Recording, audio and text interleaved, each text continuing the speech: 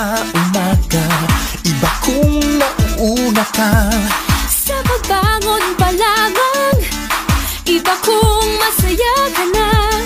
Kung sa unang hirit ay panalo ka, ang buong maghapon ay tiyak na sisigla.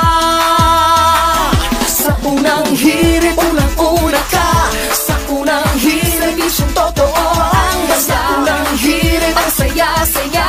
Sa unang hirit, unang hirit, unang hirit, mangunguna ka. Unang hirit, unang-una ka. Balitang dapat na malaman, impormasyong may pakinabang. Sa unang hirit,